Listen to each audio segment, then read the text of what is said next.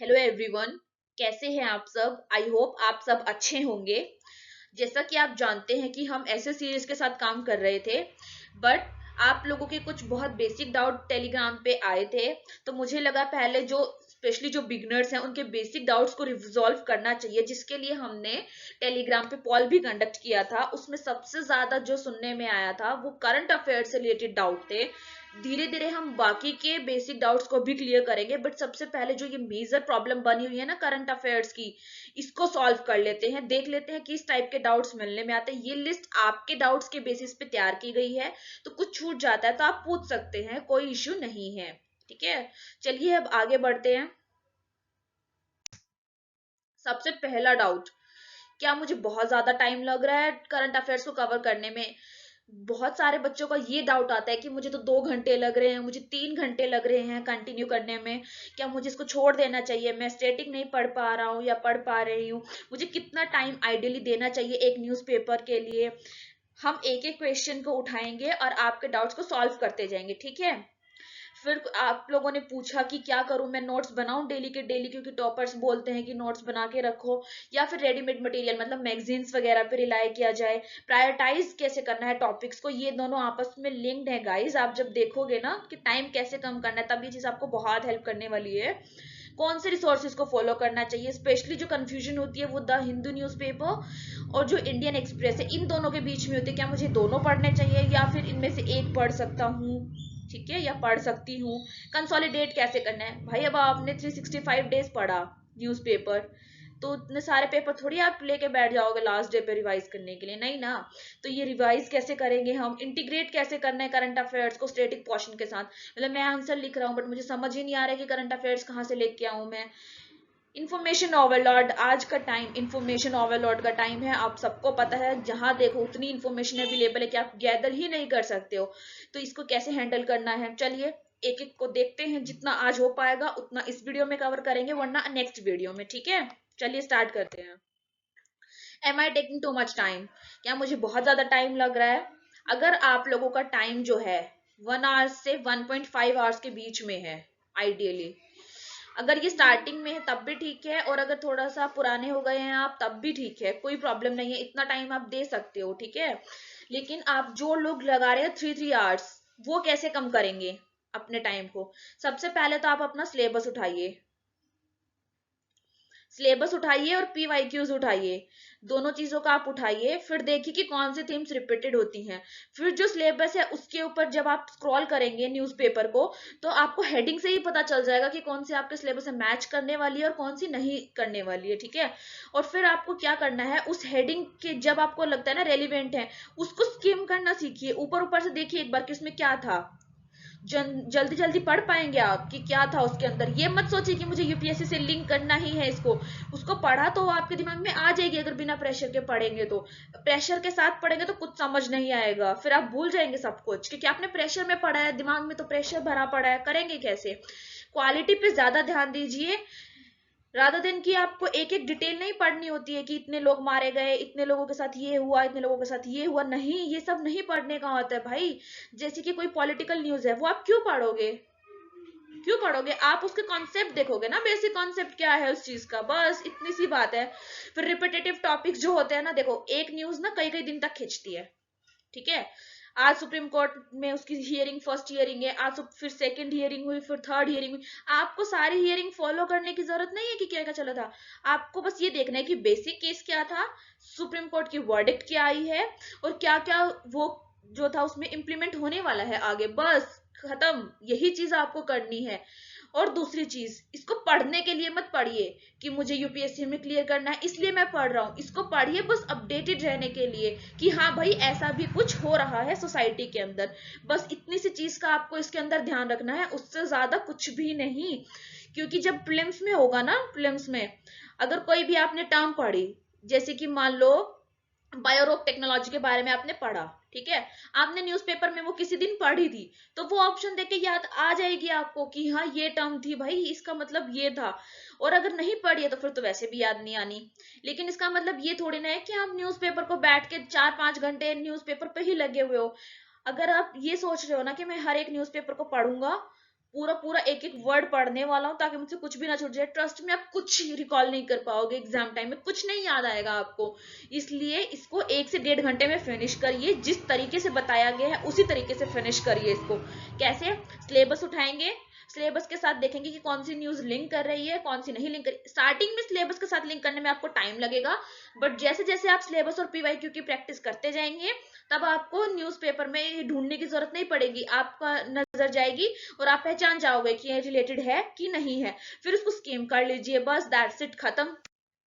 चलिए अब अपना सेकंड सबसे मेजर डाउट देखते हैं कि क्या मुझे नोट्स बनाने चाहिए या फिर रेडीमेड मटेरियल पर रिलाई करना चाहिए। देखिए, कोचिंग्स के अंदर ना पूरी टीम बैठी है करंट अफेयर्स की, आपको पता नहीं है बट मैं आपको बता देती हूँ। कुछ लोगों को पता भी है बट मानते नहीं है। वहां पे पूरी टीम है, एक एक बंदा एक एक न्यूज़पेपर को देख रहा है, 10 तरह के न्यूज़पेपर वो लोग पढ़ते हैं, पीआईबी की वेबसाइट पढ़ रहे हैं, सब कुछ वो देखते हैं भाई, और फिर जाके एक मैगजीन रेडी होती है। तो आप डुप्लीकेट क्यों करना चाहते हैं एफर्ट्स को? क्या आपको लगता है कि वो लोग जितनी एफर्ट्स कर रहे हैं आप उनके एफर्ट्स को मैच कर पाओगे? जितना टाइम है ना 24 आवर्स, उतने में नहीं कर पाओगे, क्योंकि उनको सिर्फ वही करना है, आपको अपना पढ़ना भी है। इसलिए, और फिर भी अगर किसी को बेचैनी होती है कि हाँ मुझे तो बनाना ही है, उसके लिए आई वुड से कि आप दोनों अप्रोचेस को कंबाइन कर लीजिए। जैसे कि आपको एक बढ़िया फैक्ट दिखा, उसको नोट डाउन कर लिया, डिजिटल में भी कर सकते हो और हैंडमेड भी कर सकते हो, बट डिजिटल बेटर रहेगा क्योंकि आप एडिटिंग कर सकते हो, अपडेट कर सकते हो। जैसे कि नेशनल क्राइम रिकॉर्ड ब्यूरो का डेटा आया आपके पास, एनसीआरबी का डेटा आया, तो हो सकता है आज वो डाटा कुछ और हो, 1 साल बाद वो कुछ और हो, तो आपको एडिट करने में यहाँ पे इजी रहता है। ठीक है, बुलेट्स यूज करिएगा, पूरा का पूरा आर्टिकल उठा के मत रख देना, ये चीज सबसे बड़ी मिस्टेक होती है, आप कभी नहीं पढ़ेंगे उसको दोबारा जाके अगर आपने ये काम किया तो। एक दिन में 1 पेज से ज्यादा फिल मत करना, वरना पढ़ने में बहुत दिक्कत आएगी। अगर एक दिन में 1 पेज भी आप फिल कर रहे हो ना तो अभी 365 पेजेस हो जाएंगे, इतने फैक्ट्स रखते रखते भी थक जाओगे आप। ठीक है, तो जरूरत नहीं है वैसे तो नोट्स बनाने की, बट अगर कोई बनाना चाहता है तो वो ये अप्रोच फॉलो कर सकता है। ठीक है, चलिए अब नेक्स्ट डाउट पे मूव करते हैं।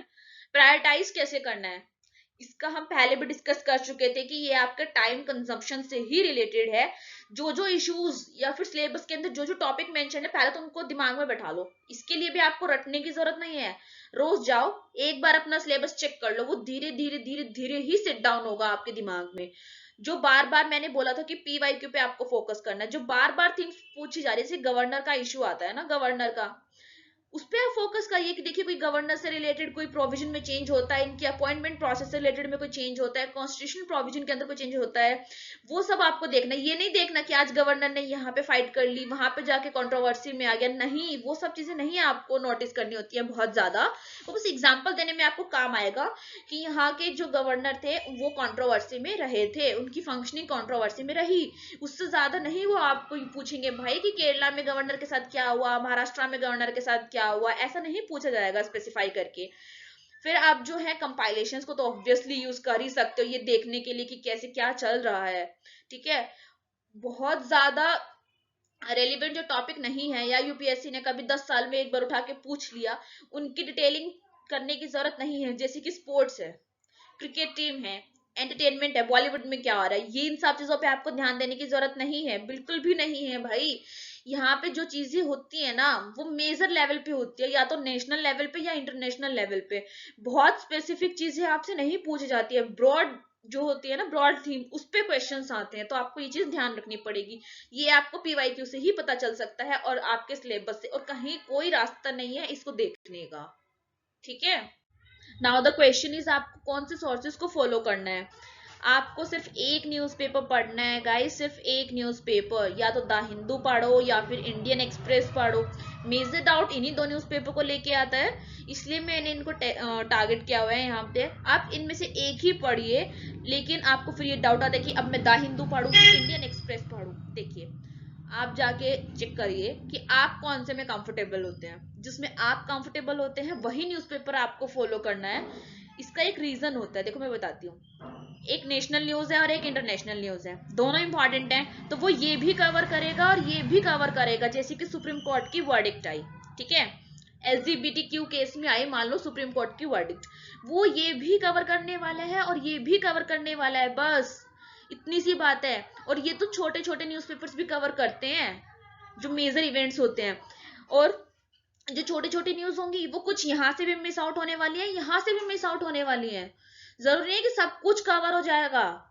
इसलिए जो इंपॉर्टेंट है, जो यूपीएससी के लिए इंपॉर्टेंट है, यूपीएससी सीएससी के लिए, वो आप इन दोनों में से किसी में भी कवर कर सकते हैं। इसलिए ज्यादा परेशान मत होइए, एक न्यूज़पेपर उठाइए, उसी को फॉलो करिए रेगुलरली, ठीक है। एक हफ्ते तक इसको पढ़ के देख लो, एक हफ्ते तक इसको पढ़ के देख लो, जो भी आपको समझ आए उसी को कंटिन्यू कर लो। इट्स वेरी सिंपल, ठीक है।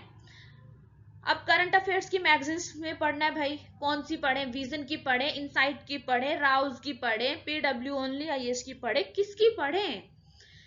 देखो, मैंने ऊपर बताया ना कि जो इंपॉर्टेंट होगा वो सब कवर करने वाले हैं, और जो इंपॉर्टेंट नहीं है या छोटी छोटी न्यूज है वो कोई कवर करेगा, कोई कवर करने वाला है। ऐसा भी तो हो सकता है ना, जो न्यूज विजन ने दिसंबर में कवर कर ली वो इनसाइट्स ने जैन में कवर कर ली, है ना।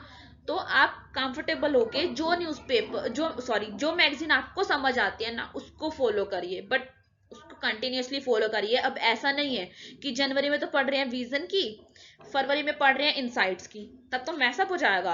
आप एक ही मैगजीन को पढ़िए, उसको रिलीजियसली फॉलो करिए, ठीक है। वहां गड़बड़ मत करना फिर जाके।